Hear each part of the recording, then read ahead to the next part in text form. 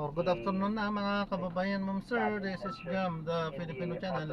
Ang inyo pong lingkod. So today is February 4, 2026. At tayo ngayon ay pupunta dito yan sa Bureau of Internal Revenue o BIR main office. Dito yan sa may Agham Road, Pinyahan, Diliman, Quezon City. At dadalhin po natin sa may PITX Paranaque, sa may Makabagal Boulevard, Tambo, Paranaque po yan. Okay, so magbabalik po tayo mamaya konti po pag nakuha na po natin sila. Disclaimer lamang po, ang content po natin ay kalsada at hindi ang passenger. Kaya nga naman, saka sakali man po na may marinig kayo mga pangalan ng lugar, pangalan ng tao, pangalan ng organizations, government o private man yan, ay wala pong kinalaman ng channel nito at wala pong pinapatungkulan. Lahat po ng pinag-uusapan dito ay pawang dito lamang po yan sa loob at wala pong pinapatungkulan sa labas. Samantala, makinig tayo ng mga nagbabagang balita at mga talakayan po habang tayo pupunta doon sa ating pick-up area. By our deputy speaker earlier. In the 2025 on-program funds, there were certain items that were signaled as okay by Congress for on-program funds to be used. Government infrastructure, GOCCs, foreign assisted projects, risk management, etc. In the 2026 on-program funds, the priority shifted because of the complaints of our kababayans. It shifted because of the concerns raised by the minority and other groups. So the shift ended up focusing more on foreign assisted projects, risk management, and AFP modernization with some provisions vetoed. The point here being, Madam Chair, and what I want to highlight is it went through a congressional process. It was approved by Congress, and it was reacted to in the succeeding budget process, meaning there is still a level of congressional oversight which takes place over on program funds, which is why for me, while it is more specific in its approach towards the unprogrammed funds, specifying the authorization, it is very hard for me to see a grave abuse of power and a betrayal of public trust based solely on the authorization of a release, based on the fact that the abuse that we have seen takes place in implementation, and there is a level of congressional oversight. Good morning po. Kay Ma'am Nietzsche. Thank you, Honorable po. This is in response to the manifestation of the Honorable po. This is just a short manifestation. Honorable Elago. On the earlier appointment information made by Representative Rene Co. All right. Before we proceed to our third and last offense, Honorable Elago. Yes, Madam Chair. Earlier on, we'd like to clarify the version of the General Appropriations Act. The program appropriations part presented by Representative kung anong taon po ito. Tama po ba ito ay 2025? Correct. 2020. Sige po. We just like to inform Madam Chair that what was cited in the verified complaint against President Marcos Jr. was the 2024 DAE and not the 2020. It's 2024 only. Yes. That's all, Madam. Honorable B. The 2024 also received the very same provision at 24, except with the additional paragraph 1B at 24. As to the paragraph 1E, 1B and 1B, they are the same. For clarity on it.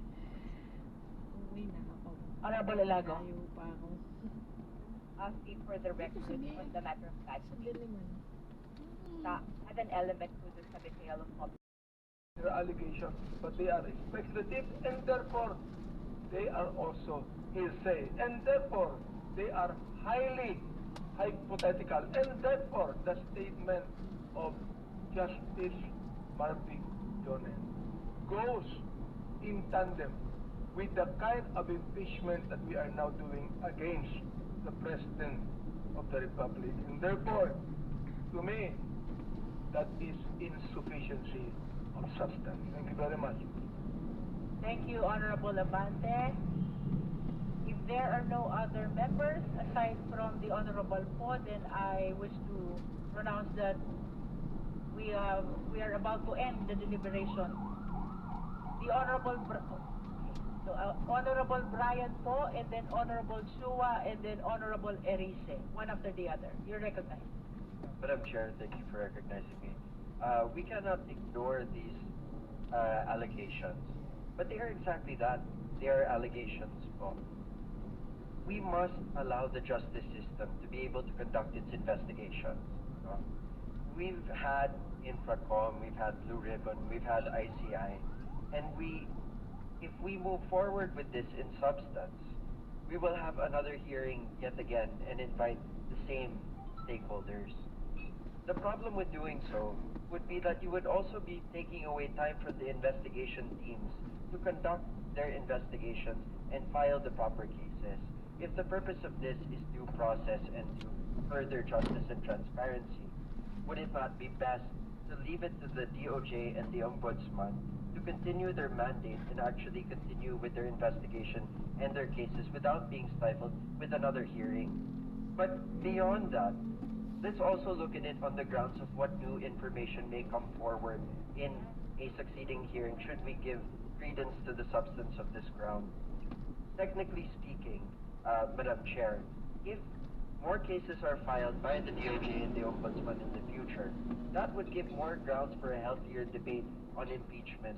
But as it stands, the investigation process has just begun for many of those who have been implicated in the previous hearings.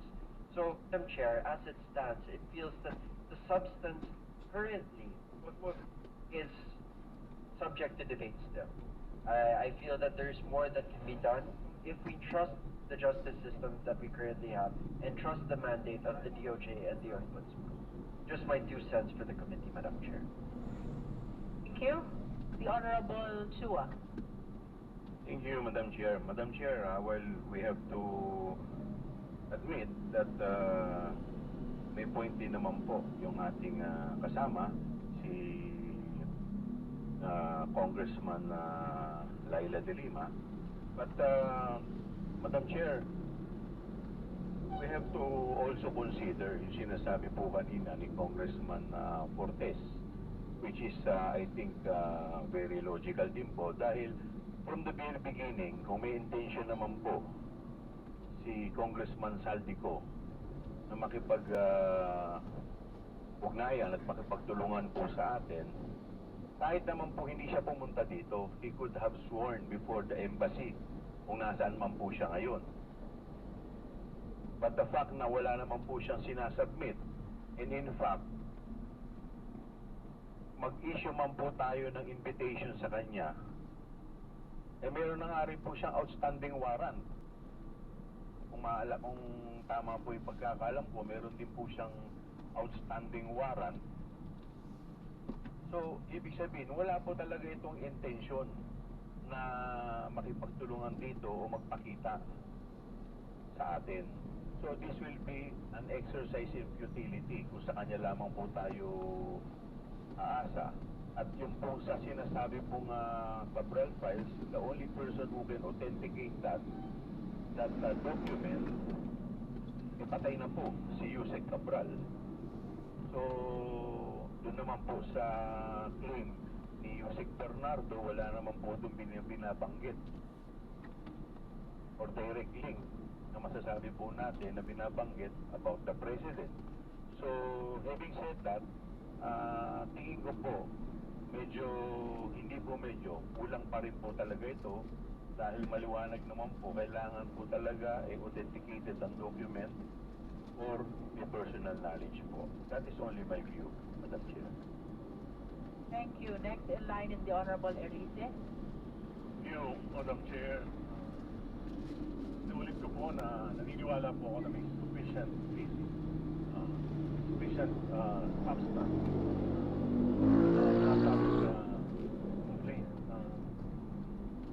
Lisa Asa. At naniniwala po ako na napatunayan nila sa kanilang mga manifestations na tuwiran po na ito lang ang paraan natin para mapanagot ang mga impeachable officials. At ito po yung ating Pangulo. Hindi natin sinasabing Guilty na ang Pangulo, ang sinasabi lang po natin, may batayan para tayo ay magtuloy ng investigasyon dito sa committee na ito. Actual po yung kanilang mga sinasabing mga pangyayari. Ito po ay may malaking epekto na nangyari sa ating bansa. Dahil sa pagbayag ng Pangulo, pagpapabaya ng Pangulo ng budget, nanakaw po yung pondo natin, napunta sa mga flood control projects. Sa palagay ko po ay napatunayan nila na meron po talagang substance yung kanilang reklamo. Yung usapin po ng substance ay kasama po sa regulations, sa rules and regulations natin. Yung parameters po, determination ng substance ay maliwanag ayon sa ating rules. At ayoko po sana mangyari, pero kung mas na lang po natin babaliwalain yung substance nito, maaari na lang po makarating ito sa Korte Suprema. Maaari po makarating muli ito sa Korte Suprema sapagkat ito po ay ang batayan dito ay nakasunod ba ng committee na ito sa rules and regulations ng impeachment process. Salamat po. Thank you, Honorable Erice. While we value the significance of the statement, which sounds like a closing statement, we wish to remind the members of the Justice Committee that we are on the deliberation of the third offense, that is direct personal involvement in budgetary insertions and kickback schemes. Now we recognize the Honorable Rodriguez. Thank you, Madam Chair. The third act of betrayal of public trust is stated on page 27, which says, important words here are direct personal involvement in budgetary insertions and kickback schemes. Madam Chair, if you look at the particulars, there are three evidentiary streams that they have said, which is part of the recital of facts. First, the Saldico confession. Second, the Roberto Bernardo testimony, and then the Cabral file. So, from this recital of facts, you can already see that the Cabral files cannot be a basis of an impeachment because it has not been stated, authenticated, no statement here that the Cabral files is the source of authenticated documents that has been accepted even with the department, because Secretary Vince Dizon has already debunked this particular file, which has OPES up. And so therefore, this statement here, that is a direct evidence of presidential involvement, cannot stand. The third one cannot stand. Cabral files is a file and it has not been authenticated. There is no statement here that these Cabral files is admitted to by the one who made the file. So therefore, there is no basis for this. The second one, Madam Speaker, Madam Chairman, is the Roberto Bernardo testimony. This particular speech here, confirming the delivery of 8 billion in kickbacks via armored vehicles, armored vans, to the office of the Executive Secretary. There is no statement here that is delivered to the President, because they are alleging in their charge that it should be, there is a direct personal involvement in kickbacks. So therefore, the second ground has no basis. We cannot connect, there is no connection. Delivery in the office of the Executive Secretary is not even office of the President. So therefore, this one has no leg to stand on. Now, we go now to the only evidentiary, according to the complainant, the only evidentiary nature to be that recites some facts of direct involvement. What is this? Direction of Saldico to direct President or directly to have the 100 billion insertion, and then the personal delivery of 1 billion. Madam Chair, the problem with this sole evidence according to them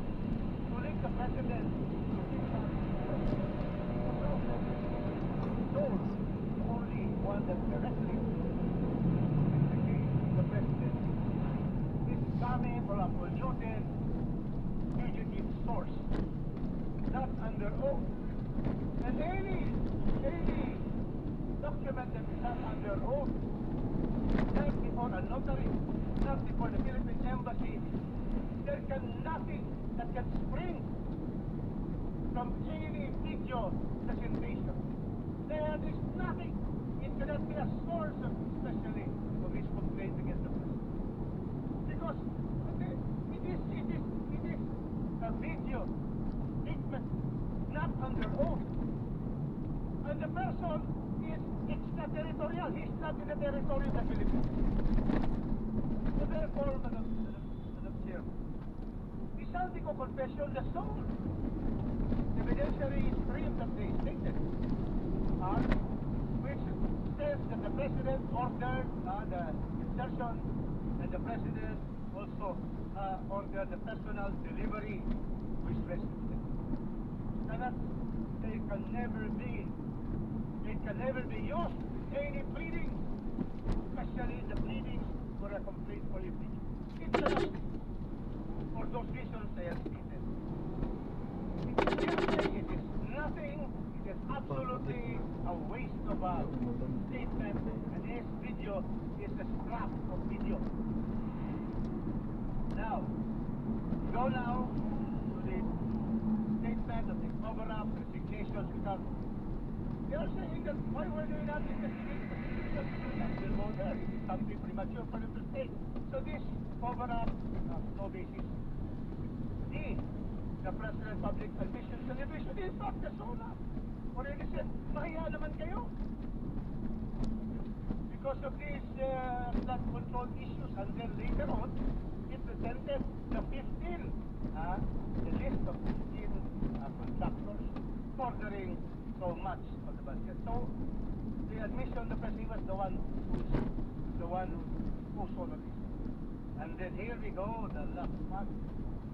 The legal standard. Okay, let's go to the legal standard. Madam Chair, under the law, according to the complaint, a superior officer can be held criminally liable for the acts of subordinates. There's no such thing as command responsibility. It has to be some personal culpability. If these three, according to them, which is correct, based on the Supreme Court cases. What are these? One, the President had effective control over the subordinates. Correct. Number one is right. First one is correct. They are all subordinates. All of these officials, Secretary, Public Works, and so forth. But here, the second one cannot be. There's no statement of fact to support the next one. He knew or should have known his subordinates unlawful acts. What? That he knew. What is the recital of fact? That he knew the subordinates unlawful acts. Nothing. And then the conjunction and, in other words, concentration and not more. So therefore, and the third one, he failed. Marcos, they failed to prevent or punish it. Where is the statement of fact that he failed to prevent or punish this act, which has nothing to do at all? And so therefore, Mr. Chair, the legal standard of command responsibility and personal culpability does not exist in the failure of the two other requirements. Now we have the legal conclusion. Once again, we cannot discuss it because they cannot have a legal conclusion. Therefore, Mr. Chair, clearly, their charge likewise insufficient in substance. Thank you, Mr. Chair. Thank you, Honorable Rodriguez. Next is the Honorable Janice Digamo. And then the Honorable Vice Chair Tumogan. Would you raise your hand? Oh. Madam Chair, after hearing everyone and going over the MASA grounds, third ground, I would like to recognize our legal luminaries like Ma'am Laila, Attorney Jokno, but hearing what Kong Rufus also have said, I believe that the third ground was relied so much on media reports, raised corruption concerns. However, it failed to show direct presidential acts with proof. Kaya sa paningin ko po, it is insufficient in substance. Thank you po. The Honorable Vice Chair Dumogan. Thank you, Madam Chair. Yes, we cannot deny that we have these anomalies that have been discovered, and it cannot also be denied that it was because of what the President had done, stating it in his SONA, creating an investigative body, as well as tasking the Department of Justice and Ombudsman that a lot of those involved are now facing criminal charges. And investigations are going on. It is not fair to allude to the President that he said this in the SONA just to distance himself from the scene of corruption. That is not fair. And considering all those that had been said, unfortunately, even on this third ground, there is no direct evidence that will justify the filing of an impeachment against the President. It has been clearly elaborated. The statement of Joseph Bernardo does not link the President directly. The confession of Saldico, who is a fugitive from justice, which is not under oath, which is, of course, under our own rules. We cannot base the assessment of sufficiency substance by just disregarding the basis of authentic record. So in its totality, Madam Chair, there is no sufficiency in substance, even in on this third ground. Thank you, Vice Chair Dumogan. Are there any other members who wish to make a manifestation? Hearing none, the Chair declares our deliberation on the sufficiency in substance of Mata et al. Impeachment complaint terminated. We have come to the point of voting, and for the guidance of all the members, we will be voting first on the De Jesus impeachment complaint. Thereafter, we will be voting on the Mata et al. Impeachment complaint. For the guidance of everyone, and let all be reminded, both have been declared already as sufficient in force. And our voting this afternoon is on the determination of sufficiency in substance.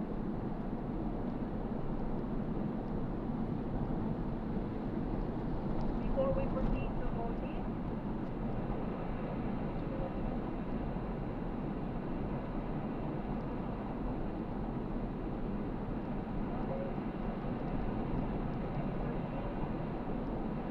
wisdom of all the members, this extensive and exhaustive deliberation in the impeachment complaint and Mata et al. Impeachment complaint determination of sufficiency in substance. The Chair purposely became very liberal in hearing the members' comments and even questions and answers. This is in recognition of the extraordinary power of the sovereign Filipino people to impeach high-ranking officials if they are liable to the law. As representatives of the sovereign people, we are likewise their voice. And it is incumbent upon this committee to ventilate all possible views and opinions of the people whom we represent. Likewise, extensive and exhaustive deliberation provided better and wider perspective as we come to the end of our deliberation. Mga kasama, before we vote on the sufficiency in substance of the Jesus and Bata complaint, the Chair would like to remind everyone of the immense weight of the task at hand of this committee. Kapag tukoy kung may sapat na substance ang mga reklamong ito, laging kinikilala ng komite ang sound discretion ng bawat miyembro. Your vote must be rooted in your individual appreciation of the facts, the allegations, and the annexes attached to the case.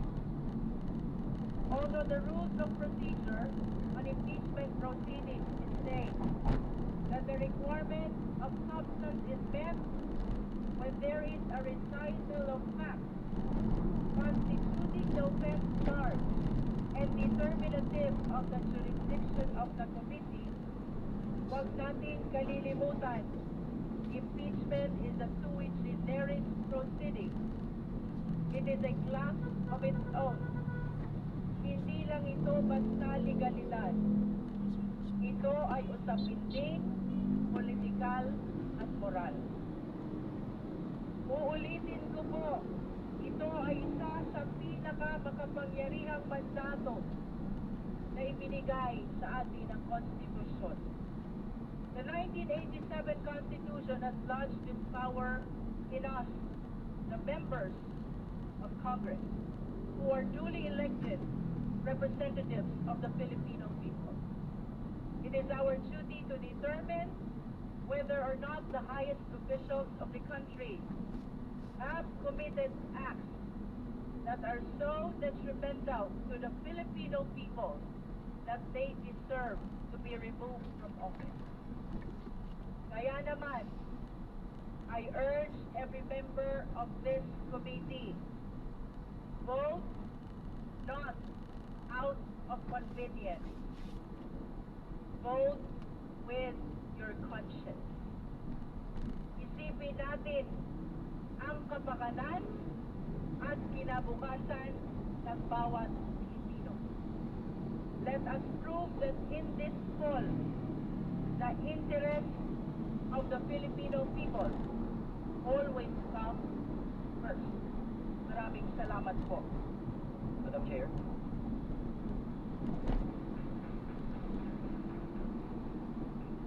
Madam Chair.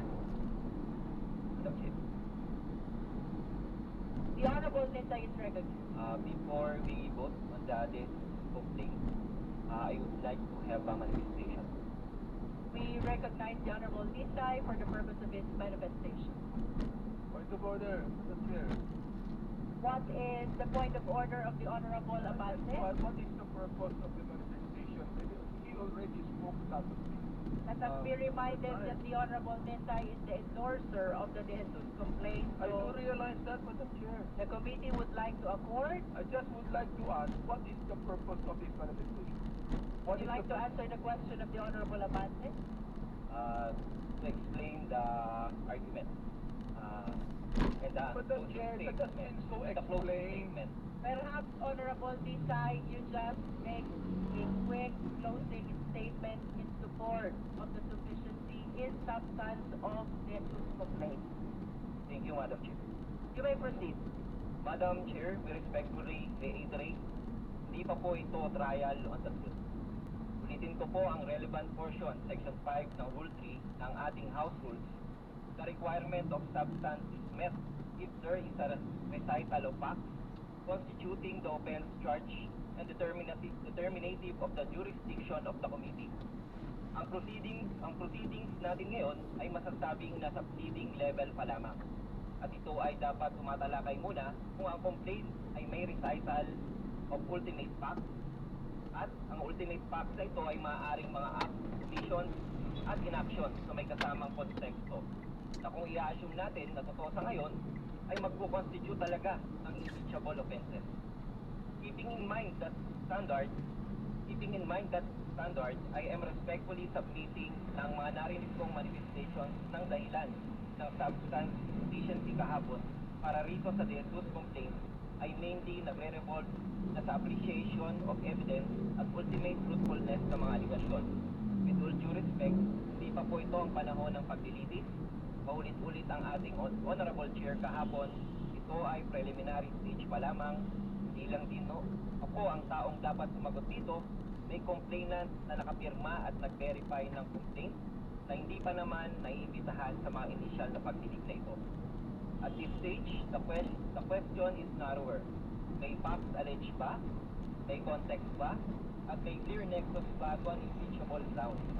Sa unang argument o offense, Madam Chair and honorable members of the committee, sufficiency in substance does not require na may existing criminal charge already filed against the respondent, nor that the pleading uses the perfect criminal law label of kidnapping. Gaya ng mga tanong na ibinabato sa akin kahapon, ang recital of facts sa complaint na ito ay ang inaksyon ng Presidente at hindi ng kung anong executive orders mula sa Presidente. Maliwanag, Madam Chair, for this offense, the complainant na inaction kaya clearly may recital of ultimate facts. Hindi lang ito conclusion. Dagdag pa, stated facts are attributable to the impeachable officer. Dahil nabanggit ko, may mga command responsibility ang ating Pangulo over through PNP. At assuming that these stated facts are true, then the allegation may constitute the culpable violation of the Constitution. Sa ikalawang argumento, napansin ko ho na ang mga tanong na ibinabato sa akin muli ay nagse-delve sa katotohanan o merito ng mga aligasyon. Inuulit ko po, ang tinutukoy na recital of facts ay ang inaksyon ng Pangulo na nagbibigay ng malinaw at maayos na kasagutan sa aligasyon ng paggamit If I may interrupt the Honorable Nisay, kindly shorten your closing statement. You've been given an ample opportunity during the deliberation of the sufficiency in substance of the complaint. Kindly shorten your closing statement. With all due respect, ito ay depensa na nang responded at hindi ng mga members of the committee. Hindi pa po ito ang tamang panahon upang atakihin o pabulaanan ng recital of facts sapagkat inuulit ko, tayo ay nasa preliminary stage pa lamang ng proseso. Dagdag pa rito ang simpleng drug testing, particular na rin ang hair follicle drug test na matagal nang pinananawagan ng sambayanan ay nananatiling hindi may kagawa ng Pangulo. Kung tunay na nating inaasahan ng pinakamataas na pinuno ng bansa ay magsisilbing ehemplo lalo na bilang lingkod bayan, ang ganitong panawagan sana ay madaling tugunan upang alisin ang alinlangan at mapanatili ang tiwala ng publiko. Maliwanag, Madam Chair, for this argument, the complaint narrates another inaction which almost amounts to admission na mayroong naging illegal drug use ang Pangulo. Clearly, mayroong recital of ultimate facts, hindi lang ulit ito conclusion, at assuming that this is true, then the allegation may constitute betrayal of public trust na isa sa mga impeachable grounds. Sa ikatlong argumento naman, with all due respect, the absence of mandatory legal duty does not automatically erase an allegation from the real betrayal of public trust. The Constitution recognizes that some acts are short of being criminal but may still be serious breach of public trust when attended by bad faith, gross faithlessness, or gross misuse of discretion. Nakasaad po ito sa aking paunang speech kahapon na hindi namin dinidispute ang katotohanan. Wala nga naman talagang legal duty ang Presidente na magdikto. Ang moral aspect din ng ating tinitingnan dito. Kung ating susuriin ang national budget, mapapansin na tumobo ng mga program appropriation at record high para sa mga nagdaang mga administrasyon. Sa makatuwid for the third offense, the complaint narrates on an omission of the part of an impeachable officer. Honorable Nisal, I am aware that you have 5 offenses. You are on the third. Kindly shorten your closing statement. Madam Chair, kung nakakalimutan natin na ang power to impeach ay parte ng ating checks and balances. Kung sa umpisa pa lamang ay tila ay pinagtatanggol na ang Pangulo, ano pang silbi ng checks and balances na ito? Huwag sana nating gawing mas komplikado ang sufficiency in substance. It was meant to be simple and workable because impeachment is the Constitution mechanism to ensure accountability of impeachable officers. Kapag may seryosong aligasyon at red flags, hindi natin pwedeng sabihing bahala na. Kapag may seryosong aligasyon at red flags na nagiging pattern na, hindi natin pwedeng i-technical ang private citizen na dumudulog sa atin. Hindi tayong pwedeng magbulag-bulagan sa mga hinaing ng ating mga kababayan na mas malubhang naapektuhan at mas maapektuhan ang mga aligasyon na ito. Dahil katulad ko, alam ko ang bawat isa sa inyo ay nakikita rin ang mga ito. Ang gusto lang din naman ng taong bayan ay buksan natin ang pinto ng proseso at tingin ang kanilang mga hinaing. Madam Chair, in view of the foregoing, I respectfully submit that the impeachment complaint is insufficient in substance and that it accordingly be allowed to proceed to the next stage of the meeting. Maraming salamat po, Madam Chair. Because we gave opportunity to Representative Nisay to make a closing statement in support of the Jesus impeachment complaint in the interest of equality, we are giving as well the same opportunity to the endorsers of Masa et al. Impeachment complaint. The Honorable Tino. Madam Chair, certainly we will give the 3 sources, but I think we are now ready to vote on the first one. How many endorsers will be delivering a closing statement? Pero, Ay, that's sino fine. po? Yeah, Madam Chair. That's okay, the 3 can speak, but let us now vote, because we've finished through already with the first one, that we can already decide on the first one. But we're hearing the closing statement. Honorable Rodriguez, the chair wishes to do the voting one after the other, immediately one after the other. So I wish to request Honorable Tino only to deliver the closing statement. Chair, I wish to say that I always agree with the chair. Thank you, Honorable Rodriguez. Madam Chair, you said only.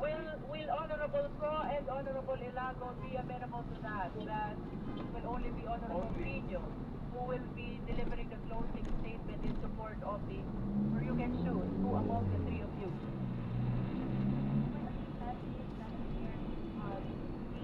The motion provided by Honorable Tino is that he vote first on the first debate.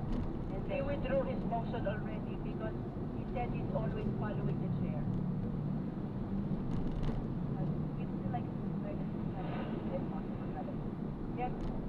Yes, please, but we will be allowing only one endorser in support of Masa et al.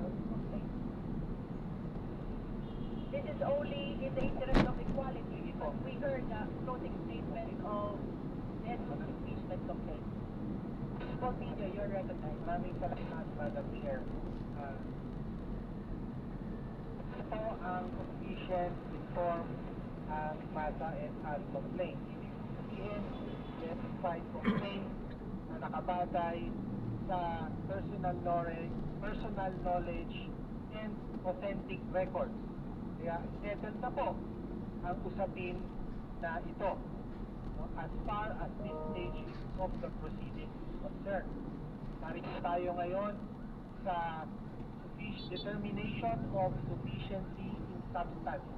At ang kinakailangan lamang po rito ay tiyakin na merong recitation of facts na nagpapatungkol sa isang ground for impeachment at therefore dapat na maging patuloy na paksa ng komiting ito.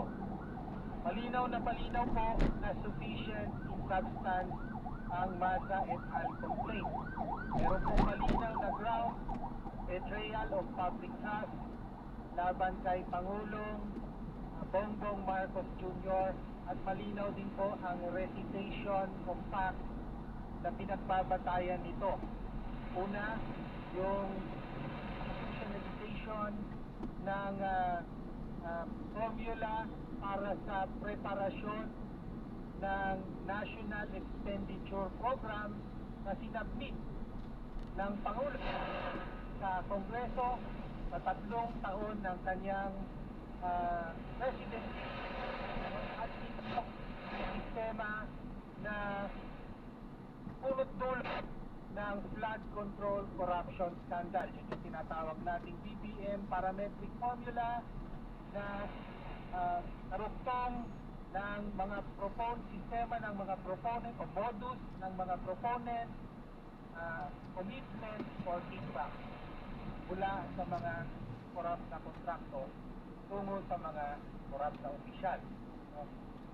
Pangalawa, sinabi dito as a relation of fact na inapuso ng Pangulo ang kanyang discretion sa paggastos ng budget, particular sa unprogrammed appropriations. Kung ang una ay sa preparasyon, ang pangalawa ay sa implementasyon o paggastos ng budget. Malinaw na binanggit, i-recite sa complaint na tangi sole and exclusive ang discretion ng Pangulo sa paggastos. Ano ang paggastusan? Ano ang paggastusan ng unprogrammed appropriation? At sinugnay natin, pinaggastusan ng unprogrammed appropriation na inaprubahan ng Pangulo mismo direktang at personal corruption. At kasama rin dito abuse ng kanyang discretion ang pagpasulot na gamitin ang PhilHealth Fund para sa infrastructure kahit alam ng lahat na ang pondo ng PhilHealth ay ayon sa batas, PhilHealth law at saka laws on taxes hindi pwedeng gamitin para sa ibang purpose kundi para sa kalusugan. At panghuli ay sinasabi dito na direktang may paglahok na insertion at pagtanggap ng kickback ng Pangulo.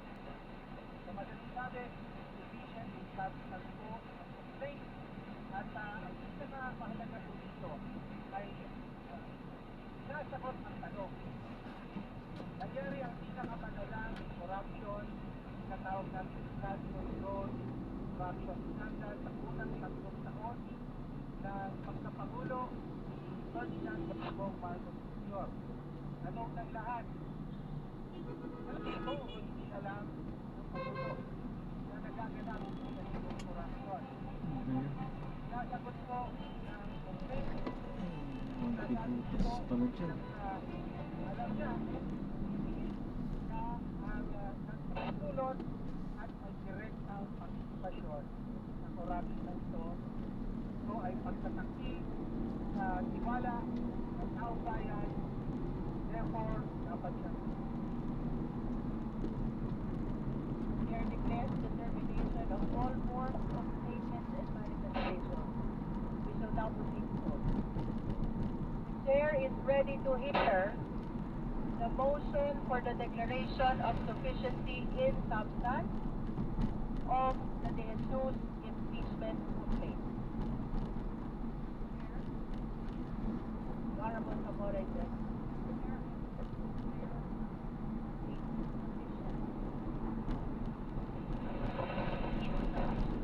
There is a motion to declare the De Jesus complaint insufficient in substance. Is there a second? The same has been seconded. Is there any objection?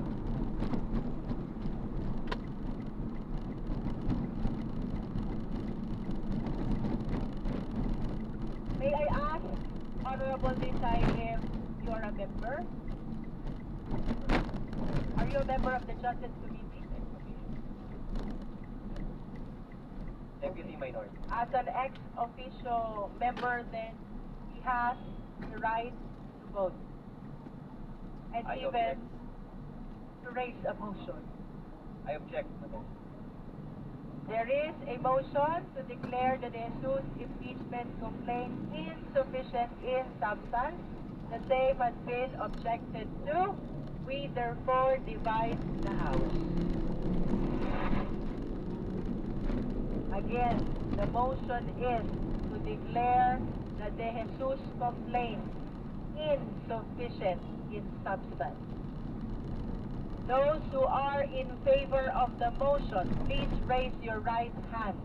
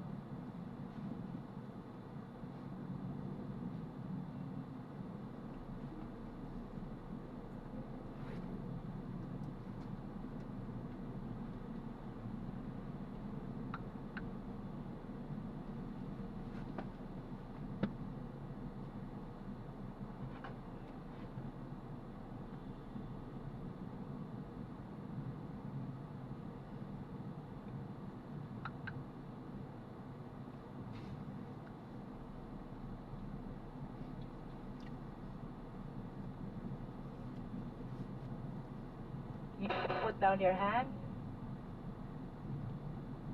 Those who are not in favor of the motion, please raise your right hand. You may put down your hand. Those who abstain, please raise your right hand.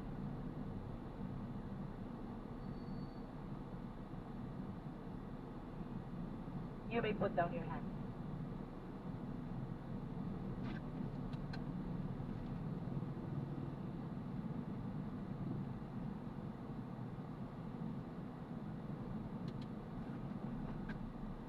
With a vote of 42 in favor of the motion, 1 against the motion, and 3 abstain, the chair therefore declares the impeachment complaint of De Jesus insufficient Hindi in nakalusot. substance.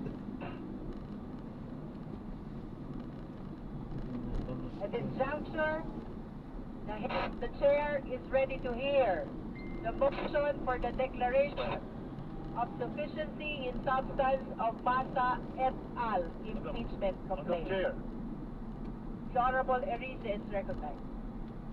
Madam Chair, I move that we declare the Masa complaint as sufficient substance. So move.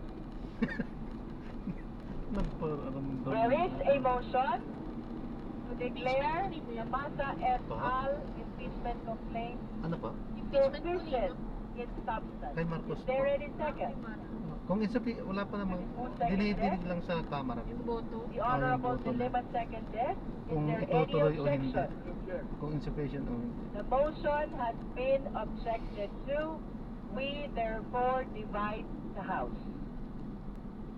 Those, let me restate, the motion is to declare Masa et al. Impeachment complaint sufficient in substance.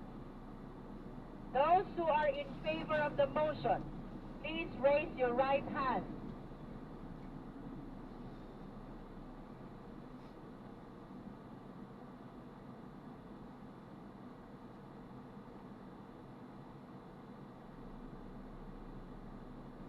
You can put down your hands.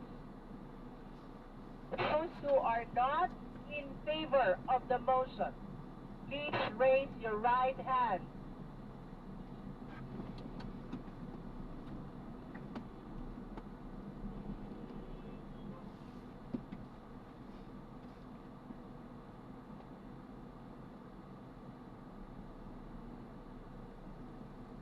Hindi na naman makalusot to. Pagbibilang sila. Maraming bilang. So wala. Basura. Pag matagal dyan ang matagal, kasi maraming bumuto yan. So wala. Parehas na basura. Hindi nakalusot sa camera. You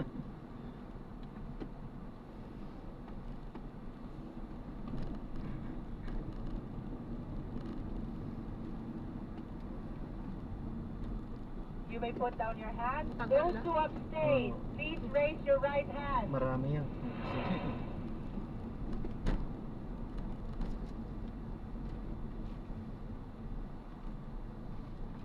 Diretso na lang po ako, tatawid na lang po. Ah, sige ba. Salamat po. hindi na po Para ako diretso na pumasok. ako doon. Oh, Opo. traffic dyan pagka pumasok ako dyan eh. Opo. Yung dyan sa tapat. Okay, opo. Kaso mabilisan lang tayo mama. Kasi Opo, bawal sobra dito. lang. Bumaba po agad ako. Ay, cash pala kayo. Opo, ito po. Ah, naka-prepare naman ano? Opo. Ayan.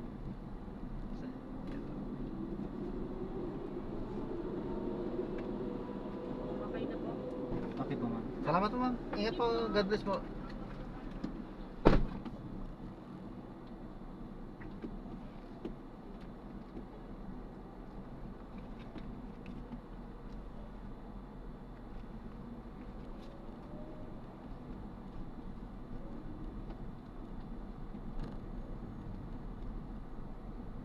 Vote in favor of the motion, 7. And those against the motion, 39. With 0 abstention. The chair declares the Massa et al. Impeachment complaint insufficient in substance.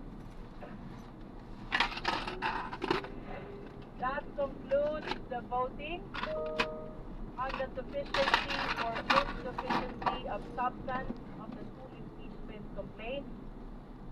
If we have no other matter to discuss, we are suspending the meeting until February 9, 2026, 10 o'clock in the morning.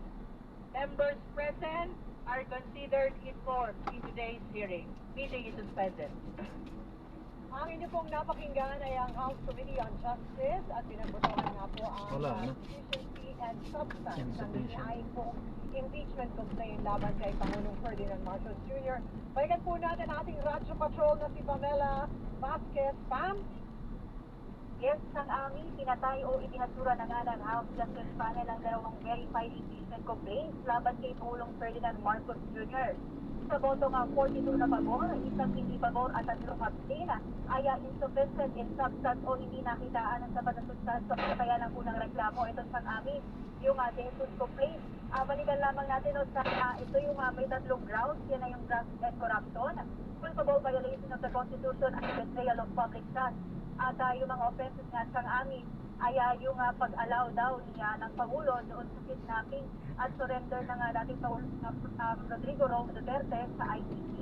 At yung alegasyon na drug addict umano ang Pangulo at yung kanyang kalimbuan na magsito ng unprogrammed appropriations under the General Appropriations Bill mula 2023 hanggang 2026. Yung kanyang alleged o yung paratay na benefit sa kickback itong Pangulo at yung paggawaan niya ng Independent Commission for Infrastructure para protektahan nga yung kanyang mga kaalyado at yung paratang na violation of the Constitution at pag-betray o yung pagtaksin na doon sa tiwala ng publiko. Sa boto ng mga 7 na pabor o 7 pabor, 39 against at wala nag-abstain ay hindi rin umubra yung ikalawang impeachment complaint ng aming Makabayan Coalition na endorso din ng Makabayan ng House, Makabayan ng kanilang House, isang ari ay sinalokon at yung mga offenses na nabanggit kanina ay yung pagpapatupad nga ng Pangulo ng Baseline Balance Management o BBM formula na naging patayan ng allocables at nagbunga ng malakak so, yung mga hindi ko pagpapatupad ng program appropriation lumang laki na pagbagulo sa hindi bababasolo itong kickback.